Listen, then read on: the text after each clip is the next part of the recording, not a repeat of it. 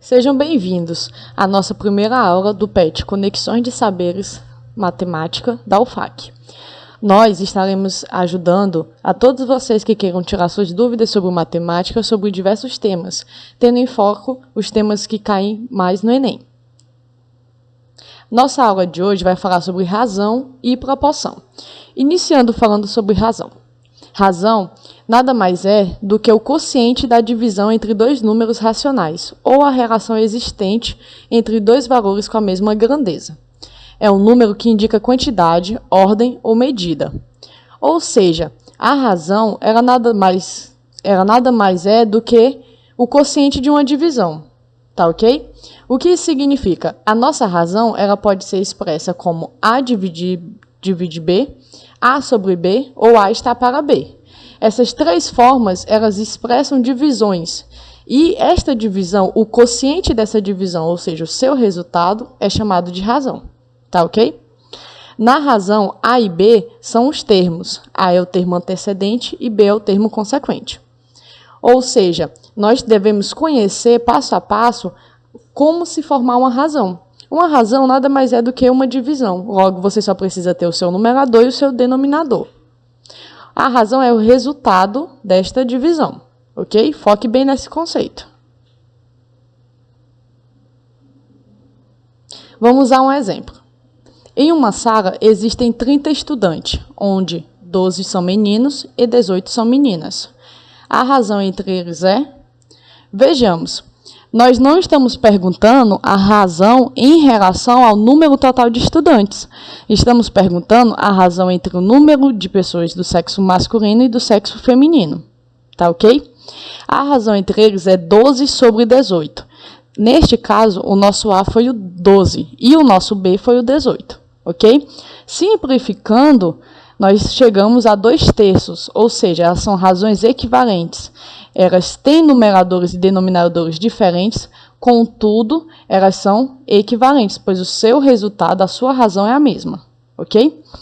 Note o seguinte, que neste exemplo, nós sabemos quem são o nosso A, quem é o nosso B, montamos nossa razão e assim nós descobrimos que para cada 2 meninos existem 3 meninas, ou seja, o 2 está para o 3.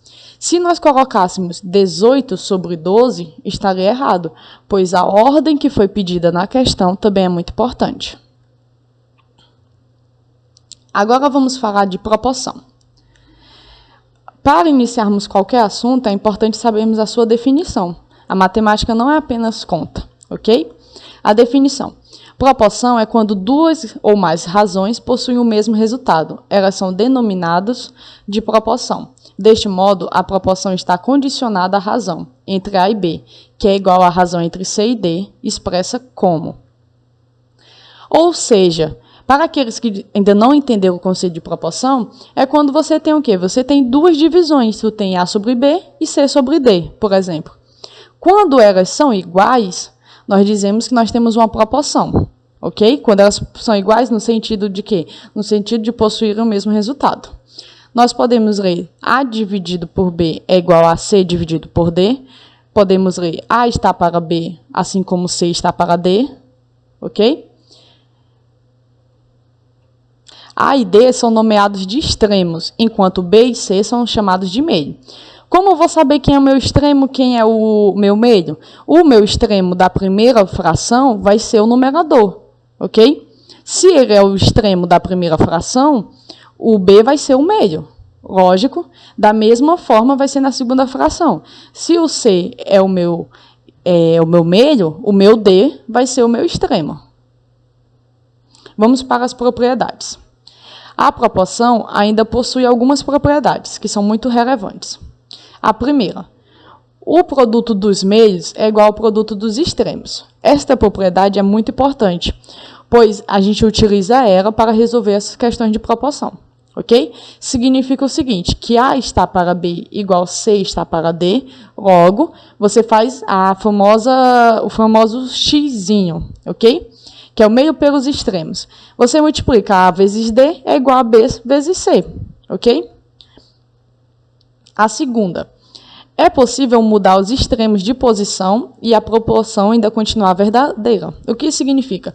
A está para B é igual a C está para D, é equivalente a D está para B igual a C está para A. Ou seja, não alterou a sua proporção, não altera o seu resultado, tá ok? Isso facilita muito na hora de nós montarmos as nossas proporções, tá? Terceira, é possível mudar os meios de posição e a proporção ainda continuará verdadeira. A está para B igual B está para C, igual A está para B, ok? Ou seja, nós estamos mudando a posição de quem? A posição dos meios, ok? E ela continuou verdadeira, certinho? A quarta, é possível inverter as duas razões ou trocá-las de posição, e a proporção continuará verdadeira. O que isso quer dizer? A está para B igual C está para D, o que implica que B está para A igual D está para C, certo?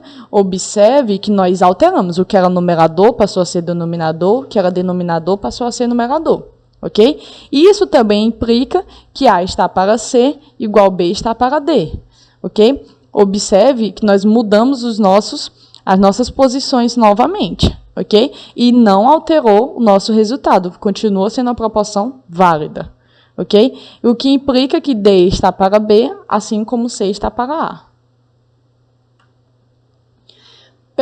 Proporcionalidade entre grandezas, ok? Existem dois tipos, existem aquelas grandezas que são diretamente proporcionais e aquelas que são inversamente proporcionais.